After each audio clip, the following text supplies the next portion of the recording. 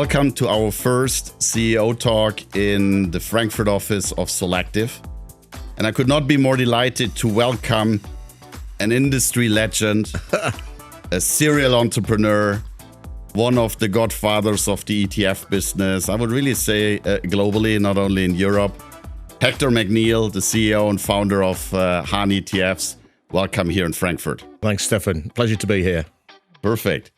What brings you to Frankfurt? It's not one of the common travel destinations of the ETF industry. Funny enough, I've been in Frankfurt twice in the last 3 weeks, I think. So we did a How to Enter event with K.O. Gates and a few guys the other week.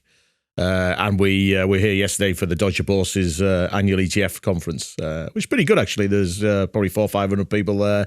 You know, lots of industry people there, but always good to get everyone in the same place. Amazing. Yeah. Let's dive a little bit into your history as an entrepreneur. Yeah. And I guess that the main difference between you and me is we've just pre-discussed. We can both talk a lot. So at the end, we need to stick a little bit to the time. For sure. I founded one company and I've learned you founded 9. Hector. Yeah. Let's be serious. Is this your last one? Look, I think, I'm 57 now, right? You know, and I think we've still got a good few years to get Han to where we think it can get to, you know, and maximize that opportunity, you know, and to be honest, I'm absolutely loving it. You know, we just took the whole team to Ibiza last weekend, you know, 51 of us, great fun. And the industry is just on a complete march at the moment. You know, I mean, you'll know better than me, Steffen, that there's so much opportunities on the table there, you know, and I always class myself as an ETF Moonie, you know, so it's almost like a cult for me, you know, so I feel it's as much a pleasure to be doing it as it is work. But I think in reality, I think by the time this has sort of matured to the level that I think it should be, you know, whether we, you know, Nick and I sit back and, you know, become more non-exec or less hands-on over time, or we're still hands-on, but less than today. You know, I feel something's a bit of a journey there to go, and that takes me well into my 60s. So I don't see me doing anything at the intensity that we're doing now. You know, I think I'll always dabble in businesses or whatever, but I certainly don't want to be 7 days a week, 24 hours a day, 365 days a year. So, and you know it more than anybody, right? So I think that's probably the long answer to the short question. Yeah. Perfect. I started Solactive on my own, and I guess, you know, Hector is always known for being together with Nick. You've always done it as a duo. Tell me, you know, did you ever consider to do something on your own? How did you start to get to know Nick in the past? Yeah, I mean, I've done a fair amount of businesses in my time, you know, and I think it's always good to have strong partners. I mean, I think I've probably got a few too many weaknesses to do it on my own. You know, I've not got the all-rounded nature of you, and certainly, you know, the sort of, as I call it, the work marriage that Nick and I have for 23 years, you know, is strong because we both complement each other so well. And I think one of the best things about it is that, you know, we don't care if each other one's right or wrong, as long as we're right together. You know, so if I'm wrong and Nick's right, you know, we're pretty accepting of it. We might have a little bit of an argument and a little bit of a to-ing and fro-ing, but we know we've got each other's backs, and we know we're going to make a good decision off the back of that. And I think that's the strength of it, that you've got that sort of camaraderie, and you just make better decisions. And it's a heavy lift, this world, you know. So having two people makes a lot of difference. Interesting. So tell me about how is it to enter into a battle with Nick, discussing about, you know, two different views that you're having, you know. Is it loud? Is it intensive? How is it? Yeah, no, it can be quite volatile in lots of ways. We don't get you know, angry or in each other's face, but both of us can get a bit pissed off with each other, if you don't mind the old Anglo-Saxon coming out there. But you know, but I think they usually we calm down, you know, 5 minutes later, we'll come back in the room, you know, apologize, and then we'll crack on and get on with it, you know. And I think that's the power of it, really, that we don't hold grudges, you know, and we both know we mean the right thing. You know, we're not trying to win or score points. There's no politics in what we do. You know, the staff see it as well. The staff have seen us, you know, go at each other a few times, whether it's on Zoom or Teams or in person. But I think that's part of the strength of our relationship, really, that we don't, we're not the same people, we're different people, we bring different things to the table, and we respect that, and but it does mean sometimes we disagree. Well, we quite a lot, but we get to the right answer, which is the main thing. And sometimes you need to agree to disagree. Yeah, I guess, totally. And I guess the most important topic that I'm always saying, you can go into intensive battles as long as you can grab a drink 5 minutes later and the world is okay. That's the most important topic. And I'd say that's one of the interesting things that's developed over the last few years. I think we were never that social with each other. So I had a young family when he didn't really have a family. My family's got a bit older, his is young. So there was always, different life stages. But now I think we both have got, a sort of deeper friendship now than we did have, in the past. And I think that's come out quite well. So, for example, when we went to Ibiza last week, we went out for 2 days earlier and we just went out for dinner. And we actually probably made more decisions over those dinners and a few bottles of wine than we've done in the past couple of months, to be honest. So we're spending a bit more time like that together as well, which I think is also appreciating what we've done together as well. Perfect. Well, and I guess, it's a fascinating journey that the two of you have started. For sure. Talking about Nick. Yeah. Hector, I wonder what's coming now. I am very sorry, but what we have done is we've done for our CEO talk a pre-talk. Okay, all right, okay. And we have... Am I going to like what's coming here? Or? Yeah, you need to find out. So at the end, we've interviewed Nick and we've asked him a few questions. Crafty sword, yeah. Exactly. And the first question we have asked Nick is actually... what is Hector's secret superpower? Oh, wow. So let's have a joint look into what he mentioned. Fantastic. Probably links back to the one word I used to describe him, and I'd say his superpower is persuasion and persistence. He's always persistent about what he believes in, and he's always thought of every argument for and against when he comes to present his arguments, which he always persistently believes as well. So he ends up being good at persuasion. You need to be good at persuasion, and you have to be persistent to be a serial entrepreneur and to have created 4 or 5 successful ETF businesses. So I'd say his secret power would be the persuasion and persistence. But I'd also add as a detail to that when you deal with Hector, it's always black and white. You're never left wondering what he actually meant by something or what does he really believe in. You always know what his position is on something. So there's no ambiguity, which obviously helps with being persuasive. So that's what I would put is I could say that having me as his business partner was his superpower. But I think everybody knows that I work with Hector, so it's not a secret. It's not a secret superpower. That's probably the public superpower. And two is greater than 1, or in our case, 1 + 1 = 5. Totally agree. 2 main success factors for the whole journey, not only with Han but the prior companies as well. Yeah, I think there's a funny story with Nick on the persistent side, because when I was at Susquehanna, I was always trying to sell him market making, when they had the gold, especially because they were connected to the GLD in the US, and I wanted to be able to make the markets in that as well. And for Christmas, they bought me a picture, and it had a picture of me on it, and underneath it said persistent C, and the end of the words T. So it was a pretty brutal thing, but it was persistency, like that sort of stuff. So that's going back to 2004. So those things haven't changed. I'd say I think it's clarity of idea is probably the main thing, and then being able to pivot around that idea as you go along. Not being too beholden to it as a structural point of view. If you've got that sort of focus, then you can implement that. And you know yourself that setting your own businesses up, part of it is a journey that you get those battle scars and you get those bruises that you can't get unless you do it, and I think that you get that. You can never be incredibly. It's like having kids. I've had 3 kids, which is a lot of kids. But it's not a lot of kids, actually. So your experience factor is only on having those kids. And it's like business is a bit like that. So you only got a very time-limited process. You can't create 100 businesses. Yeah. So, but if you've done a few, you learn that journey. And I'd say that every ETF business we've had, we've learned something from, and we've taken that from that, whether it's raising money, whether it's coming up with names, whether it's, building out business plans and pricing models, whatever it is, you get better and better and better, but you never get perfect. Looking a little bit back, I'm pretty sure you had pretty tough times if you start your business. Yeah. I know at the beginning of Solactive, it was all about surviving. Yeah. How do I get a few dollars on my account to at the end pay the next salaries? Yeah. And I'm pretty sure it was not fundamentally different on your end. Yeah.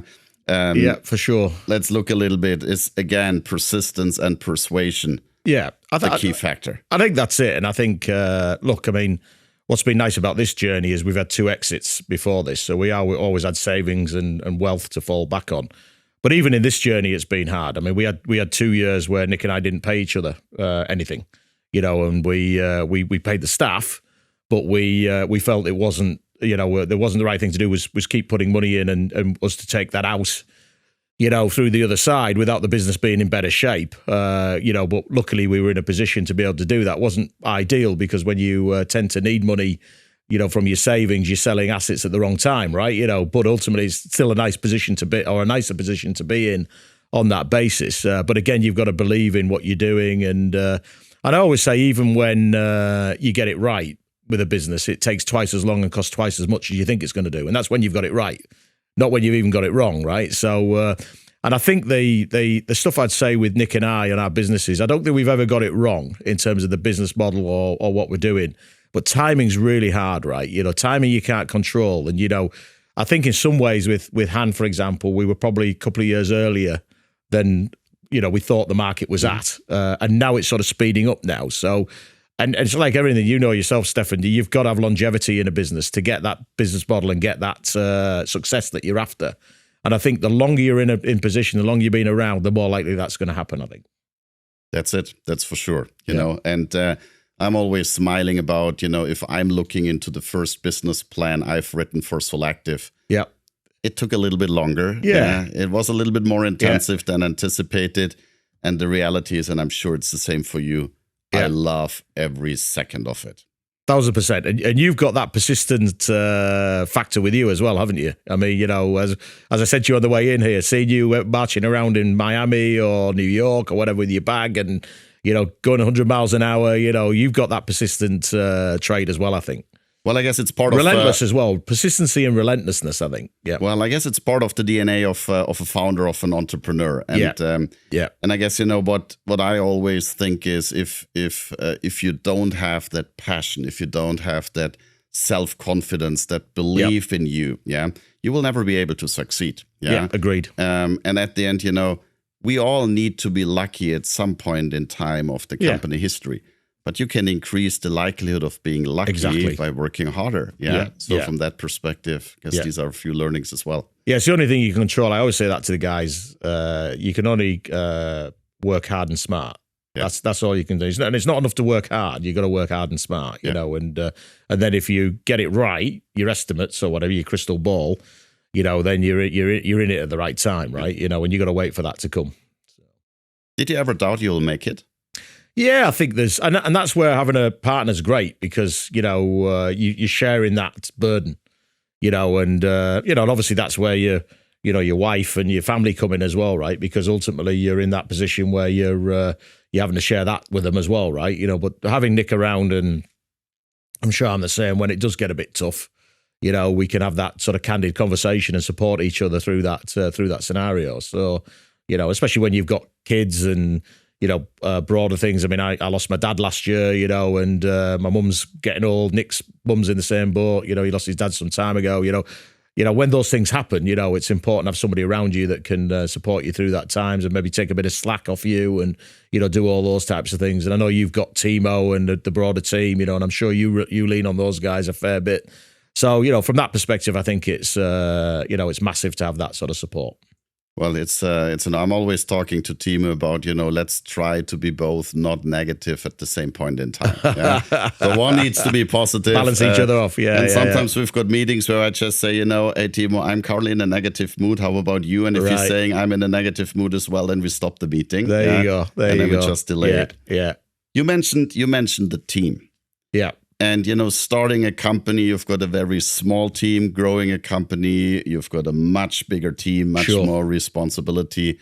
How has the team changed throughout that journey? Yeah, I'd say again, that's that sort of evolution, I think, between businesses. I think, I've probably got better with, being more empathetic and more, investing in people, particularly at the management level. I remember at ETF Securities, we were 70 people and $10 billion of assets before we hired HR and finance and all those types of things. We just didn't think there was time to do it and it wasn't worth it and we could do everything, and all that sort of stuff.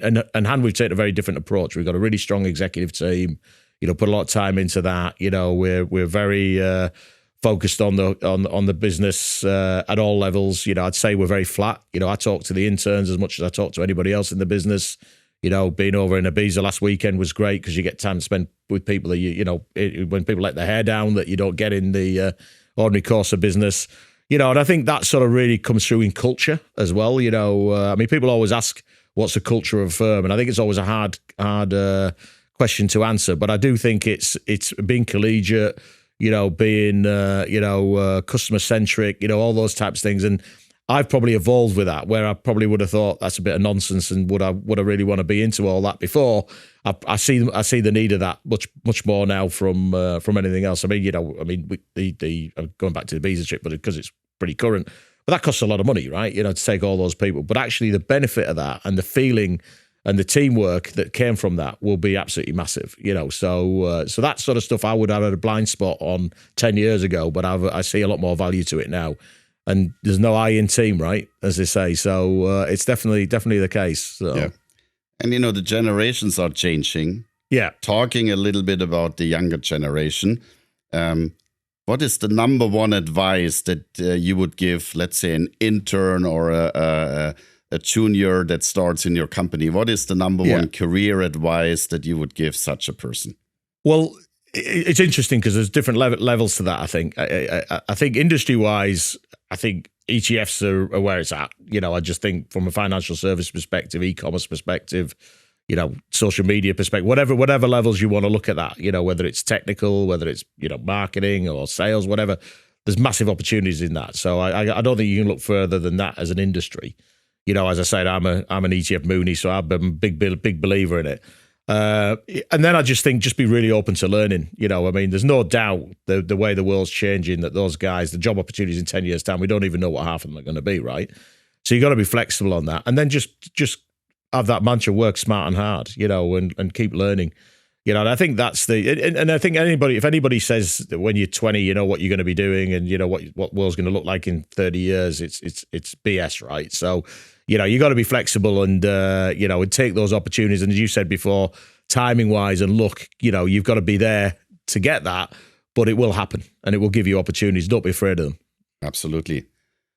Talking about advice, we have our friend Nick. Oh, he's back, again. Is he? He's back. This will be his second He's appearance. like a bad penny. He keeps turning up. Yeah. I promise. It will be only 3. Okay, yeah? Okay. We asked Nick about, You've got me dreading it now. Let's see. Yeah. Nick, was there ever a bad advice that you've received from Hector? Yeah, let's see. Don't buy Bitcoin. We've been working together for such a long time. As I mentioned before, I've known Hector for 23 odd years and been doing business with Hector for around 20 years. So it's like almost impossible to remember what would be the worst or even best piece of advice that he's ever given me, because there's just so many conversations we've had where we've given each other both good and bad advice. But bad advice brings you closer to good advice, I would say. So I'd probably say actually the best advice we've both decided to live by is that we've sort of maybe given to each other and reminded ourselves both of to do. That is if everything's important, nothing's important. And that's because Hector and I always see so many opportunities out there. We've got a business and we just constantly see more and more opportunities out there. But if you try to do them all, then for sure that you'll fail to do them all. So first of all, I clearly have to admit, Nick has gone a little bit through your sales school, because you ask a question about what is a bad advice, and very elegantly has put it around into a good advice. Yeah. But, let's dive into that. Focus is what he mentioned. Yeah. And, if everything is important, nothing is important. Yeah. How do you live with the fact that you will never, ever be able to realize all the potential opportunities that you have? Yeah, no, it's a really good question, actually. And I think it comes down to the nub of successful execution of a business, right? And you'll have been through this a million times, I'm sure. And we look at stuff all the time that we think, Christ, that'd be really good, or whatever it is. For instance, we've toyed with the idea many times about, do we launch our business in the US? US market's so much bigger. I actually think, when you get it right there, it's easier to be successful in the ETF market in the US than here, and the returns are so much bigger than Europe. So the temptation's always there, but then you've got to be realistic about it. You've got to say, well, that's a 10-year journey. Do I really want to be, nearly 70 and doing that sort of stuff? And, you suddenly realize then you're saying, well, you drill it back and sort of say, well, actually, the opportunity we have in Europe, if we really stick to it, will be really strong, and I think that's where the ballast of how we both act is really important, because, we do have bad ideas, or we have ideas that aren't as good as other ideas, and we tend to come back to revert to the mean with it together, and I don't think Nick's afraid of telling me when he thinks that, we're too busy, or, that will stretch us too thin, or, that's a long journey, it'll cost too much money, blah, blah, blah, and vice versa. I'll do the same. It's quite funny what he said, because that's what he says. He says, like, if everything's important, then nothing's important. So, I thought that was interesting. But I think all in all, I think it's like it's almost like a progressive conversation. I mean, Nick and I, funny enough, we talk on several mediums all day, every day. So WhatsApp, Slack, calls, whatever. It's like a continuous conversation. I always say Nick's, got this ability to be able to talk interchangeably across all these platforms. I also have this stat that I roll out. He gets annoyed with this, actually, but I've saved every email Nick's ever sent to me. How many emails do you think I've had from Nick? Oh, dear. Let me just think about, you're working together 23 years. Whatever you come up with, times it by 2. He likes an email, does Nick? 5,000 emails, let's say, 20 years. I would say 100,000. 1.2 million emails I've had of Nick. Oh dear, I need to talk to Timo. But it's I think that's it. It's that progressive conversation that you have, and you're always. It's funny because we took some investment, as you know, recently from Citibank, and they were talking a lot about the board meetings. Our top co. We have a lot of boards throughout the company, at all the issuer levels, and the board currently is Nick and I, right? And they were talking about this, and we said to them, every day is a board meeting with Nick and I. The board meetings we have are actually quite procedural, to issue shares or whatever. But actually, we have a board meeting every day. We have a call every day at 9:30 where we just go through everything on and obviously that progressive conversation through the day. So I think it's a progressive conversation. That's how I would term it. Close friend of mine told me once, Steffen, we've got a lot. We can always have good food. We can buy a lot of things. There's one thing we can never buy. We are not time rich. Yeah. And at the end, we just need to make the 100%. best use of our time. 100%. Yeah. Excellent. Let's look a little bit behind the person, Hector. Okay. Yeah. It's a little bit of a business-related question, but at the end, if we are looking into, how do you define success? Yeah. And has that changed, let's say, throughout the journey of your career? Yeah. Because at the end, success can have many, many different meanings. Yeah. Has that changed throughout the journey? I think it has. I think because we've been lucky enough to have 4 ETF businesses with 2 exits. Each time we've had exit, that's changed our lives in terms of the risk, de-risking the life, right? So I think that, when we made the decision to create Han, we probably could have stepped back at that point and, just taken some non-exec directorships or whatever, and just lived a decent life, not a life-changing life, but a decent life. So I suppose the Han decision was more about where do we want to invest? Where do we want to invest time, money? Would that be private equity somewhere else, or back other people, or was the conclusion, well, actually, there's no better place to invest in ourselves in the ETF market, and I think we would only done that if both of us had agreed to do it. So if Nick had decided not to do it, I wouldn't have set up Han by myself, and I don't think he would have done either. We've probably gone and done different things. So I suppose success has been different at each level. Probably the early days of the ETF Securities was financial security, maximizing that opportunity. Probably with Boost, it was sort of taking that to the next level. And then Han, I mean, I have quite a low bar in terms of the financial reward I want from Han, because I'm not a extravagant guy. So I'd like a car, and I've got my place in Ibiza, and I've got a nice house and home, and I've got some wealth I can pass down to my kids and their kids. So I don't really need to top that up too much, even though I think we will be a lot more successful than that level. So a lot of it is about just leaving a legacy, I think, in the industry, really. So I worked out the other day that I think Nick and I are on about 764 products now. And I think when you add in Manuj's 450, I think we're getting on nearly 10% of every ETP that's been done in the world since it started. Not by AUM, unfortunately, 10%, but by number of products. Yeah. And there isn't much we haven't done, and we've done lots of firsts in the industry. So leaving that footprint is really what it would be cool outcome for me, I think.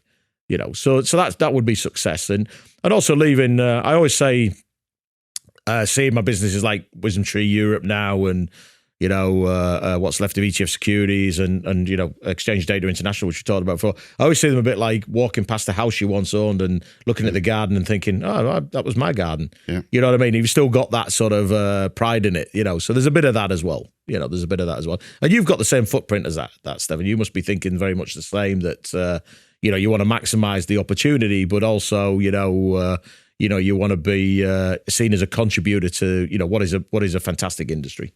I like the term leaving a legacy. Yeah. Because at the end, we're talking about money. You need to have enough money, but it was never a goal to maximize money. Yeah. That is not what we are working for. And I guess that is where hardly any founder is really working for. Yeah. And at the end, the second problem that probably you and I have to solve as well, you're too young to retire. I'm too young to retire. Yeah. And we need to do something. Exactly. And I'm always saying, okay, if I ever sell Solactive, I can go to the beach. Yeah, what do you do? I can go to the beach for 2 weeks. Yeah. You and I, we know no one wants to see that. Exactly. And then after 2 weeks, I need to do something else. Yeah. So from that perspective, leaving a legacy is a very good description. Absolutely. How do you recharge? What do you do in your free time? Good question. I've always, I was a reasonably decent rugby player back in the day, so I've always trained a lot. So I'm in the gym sort of 3 days a week. I try to keep fit. I am a bit like an old war horse. I think if I was a horse that had shot me by now. So my knees are knackered, and my elbows are buggered. And I've probably broken every bone you can break over the years, and I've had 3 reconstructions of my knee, and but keep going on that. My kids mean a lot to me. They're all sort of 20 plus now. But they've always been good at sports. So my middle son, he's just become a full-time professional footballer. So, I'm going to go and watch him tonight, for example. Perfect. So I'll try not to miss a lot of that. My other son's, a rugby player in America at university, so try to see him. My daughter likes riding horses. So unfortunately, I'm allergic to horses. So that's a bit of a challenge, but lots of antihistamine later, and I can get there. So they mean a lot. And then I think moving towards my 60s, I've got to think about, how my life with my wife is going to work out, and what's the next stage of our life from that perspective.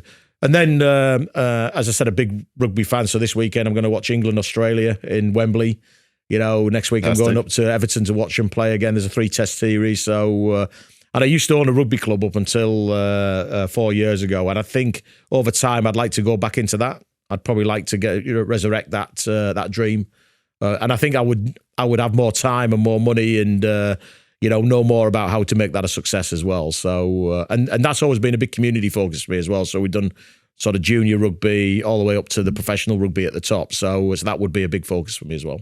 Excellent. Well, sports, we'll come to that in a sec. Yep. Because, this is, if you look at my buddy, I'm always joking, this is a perfect darts buddy. So we'll have a round of darts. Exactly. Later on, look a little bit into sports. I mentioned to you, Nick, 3 times. We have seen him twice. Right. So at the end, 1 time is missing. Okay. And at the end, we asked Nick the question, what is the one thing you would change about Hector? Now, this is going to be interesting. This is going to be interesting, yeah. I can tell you. Yeah. First of all, what do you think he wants to change about Hector? I think where he said the persistence thing is a good trait, but I think he'll say probably something around he knows he needs to know when to drop something. It's like a dog with a bone. But I think we're both a bit prone to that. But I'd say it's probably on that. Just learn when to let things go. Sometimes I would have thought. Yeah. Shall we have a look into that? Yeah. There you go. You might call it a pain in the arse, but there we go. I would have said in the past that you have to change his fashion sense. Actually, in the last couple of years, I think his wife's been giving him some help, and his fashion sense has got a little bit trendier. So I think he probably wears it during his professional and his private life. Given the two worlds have merged these days into one, but so I'd have to say the fashion. That's hilarious. Any comments, Hector? Well, it was quite funny because when I first joined ETF Skiers, I joined from Susquehanna. And I used to go to these really stuffy old wealth management meetings with a pair of jeans, trainers, and a leather box jacket. Yeah. So, and I think Nick and Graham used to almost curl up in their seats saying, "You're not going like that, are you?" So he's got a fair point. He's got a fair point. You know what? I've shown that video yesterday in the evening to my girlfriend. Okay. And she was laughing like hell. And asked me, was that for you, Steffen? So there you go. We're sitting in the same camp. Self-projecting, right? Same topics. Yeah. Nick is not around, so we can communicate now very openly and very transparently. But he's going to see it at some point. We'll see if there's a director's cut. Yeah. Let's talk about payback time. Right. What is the one thing you would change about Nick? I think there's probably nothing I would change about Nick, because the things I don't like about him, I think, are his strengths as well, right? It's not like, but get on my nerves, and I think that term I use, dog with a bone. Nick is a bit like that as well. If he's got an idea, he'll just that'll keep coming up. And it's almost impossible to get him off it, and to the detriment of everything else, that's the singular vision for a period of time. But no, I think he's an incredibly warm and empathetic character, particularly because I do think he's slightly on the spectrum, Nick. So it doesn't normally go together, those two things. But he cares a lot about people, especially the team. Broader people, what's going on in his life. He'll do a lot for his mates, all that sort of scenario. But I think the only thing I would do is I think he just needs to sometimes know when to dethrottle, because he does work inordinately hard, and sometimes that he'll push himself over the edge, and he needs to be able to see those warning signs sometimes, I think, especially as he's getting on a bit now, he's in his 50s. He needs to be thinking about, health-wise or mental health-wise, just pushing himself that extra yard. Sometimes he just needs to just know when to back off a little bit, I think. Just for his own good. You know what the big problem is? If I'm playing that statement to my girlfriend as well. She'll say it's you, yeah. Oh, yeah, might be another similarity there. Yeah. Well, I think there's a lot. I mean, even though we are quite different characters, I think there's a huge amount of similarities between Nick and I. So I'm sure he would say very similar things about me. I mean, one thing that's been nice over the last few years, we have given each other a lot of personal advice when it's been needed, whether it's, family issues or, I've mentioned our parents are getting older, those types of things. And I think we've become much better at supporting each other for those things as well, which I think that's been really good. Perfect. Really good. Perfect. Make a little bit the link towards sports. You mentioned a lot rugby. Yeah. Tell me, what is fascinating about that sports? I'm from Germany. Yeah. So I need to support soccer, as you know. Yeah, but at the end, what is the fascinating thing about rugby? Yeah, I'm a big fan of soccer as well. I mean, unfortunately, Middlesbrough's my team, so it's hard to be too. Mind you, we are second top in the league at the moment, so hopefully, that might mean we get promoted this year. But now rugby, I mean, it's been in my DNA since I was a kid. Really, I mean, I played it all the way through, and I played. I played international level, played for Scotland, and it sort of almost defined me to a certain extent in my non-working life. But I think also that's given me a lot of the competitiveness, a lot of drive. I mean, one of my biggest traits in rugby was I wasn't the most skillful player in the world, but I was fit and I was strong and I was, I would have a good work rate, so I offered up traits to coaches where they weren't going to put me in as the guy that was going to win the game, but I might be the person that stops them losing the game, and I just found that the whole teamwork thing, I mean, I've toured places like Kazan in Russia, Fiji, Australia, New Zealand, Morocco, all these places I would never got to without that in my life. I think the defining bit for me was playing rugby at university, actually, because it was like, the whole thing of going to university, having that life experience, but also being part of the university. I mean, I captained the team in my first university and my second university, and so I just found it. And then I set a rugby club called London Scholars. Was 25 years with that. Loved that opportunity. As I say, go back to that. And I think it's and I think the interesting thing about rugby league as well. It's an interesting social history story because it's split off from rugby union because it was originally the northern teams in the 1800s that wanted to pay their players who played Saturdays, who were working down the mines or whatever, and they wanted to give them compensation for missing that day's work because it was 6 days a week at that point. And obviously, all the teams in the south were all public school boys; they didn't really work, So the two games split. One became a professional game, one became a strictly amateur game for a long, long time. And I suppose that social history, that sort of working class against the establishment is sort of resonates with me as well, and it's always been a big struggle up there. But it's a very honest game as well. I mean, it's a pure, conflict game. Even when you compare it to American football, there's no pads, it's bone on bone, gristle on gristle, and it's gladiatorial as well. It's got the skill element to it, but it's also got a very physical element to it as well. So, I like that. I mean, you saw the sumo recently, in some ways that's quite similar, but rugby goes for 80 minutes. It doesn't go for 15 seconds, right? So, Max. Max. Exactly. So, so there's a lot in it, I think, that is transfers to life and, but it's just a great, it's left my body in a wreck now, though. That's the only thing. So, but it's a great sport. Excellent. Perhaps let's see if rugby is the answer to my last question as well. Right. As you know, I'm doing once a year what I call a sports cultural foodie trip. Right. Traveling to a place where I look into something sports cultural. And of course, good food, as you can see, is never allowed to be missed there. Yeah. So I've done actually the Ali Pally in London for darts. I've been at LSU. You have to explain the food bit of that to me in Ali Pally, but yeah. London and food, that is, well, Ali Pally and food, definitely. Yeah, Ali Pally food is. Yeah. I've been at LSU against Alabama, college football in Baton Rouge. Yeah, now fantastic. I've been in. Was impressive. Yeah. And I've been now recently in Japan for the sumo. What is my next event? Tell me. That's easy because combining the food and the sport. So there's an event called the State of Origin in Australia. It's rugby league again, and it's New South Wales versus Queensland, and they basically play a 3-game series. It's the 3 most watched TV programs in Australia every year.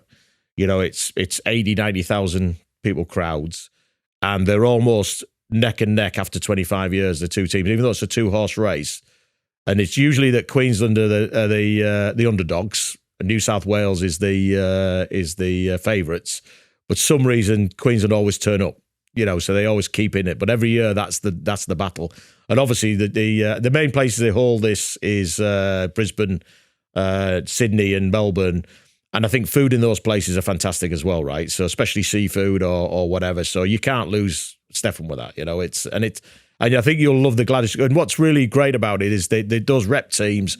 They come from the club teams where these guys could be actually club mates playing on the Saturday. and they play these games on the Wednesday. So they call it mate on mate, so these guys can be rattling the hell out of each other, on the Wednesday and then playing together against the opposition on the weekend, So it's ironically, you think that like England, Australia would be like the top game in rugby league, but actually that state of origin is probably the highest standard rugby union or rugby league in the world, and it would be fantastic, and the spectacle's brilliant as well. It's like a cup final, so you'd love it. Terrific. I guess we've seen in many places all over the world. We've met in Miami on conferences, in the US, all over Europe.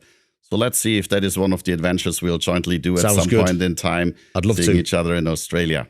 Yep. Hector, that was a fantastic conversation. I really enjoyed it. Looking a little bit behind the scenes, looking a little bit into the person Hector, looking a little bit into the founder Hector. And the good news is we've not talked about the ETF industry. We've not talked about products. The reality is we all agree it will only grow. So from that perspective, that is an easy one.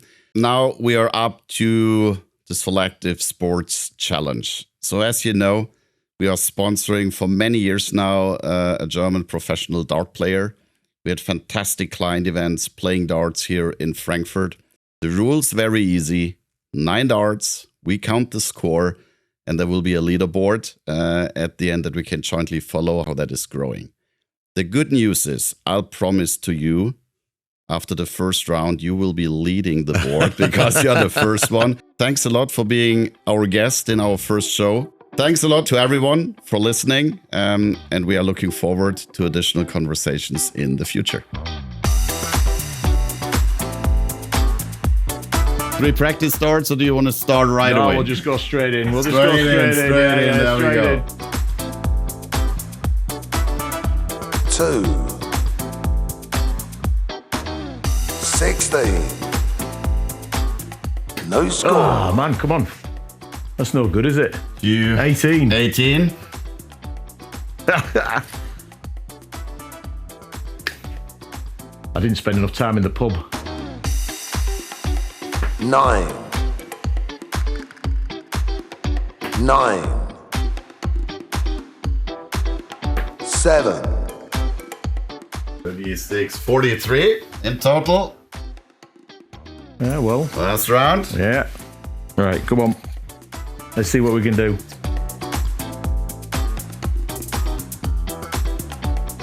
11. 4. 14. 8. 2. 70. Yeah, that was slightly better. You're leading the board. Thanks, man. Thank you, Hector. Take care. Lovely to see you. Thank you very much. Thank you.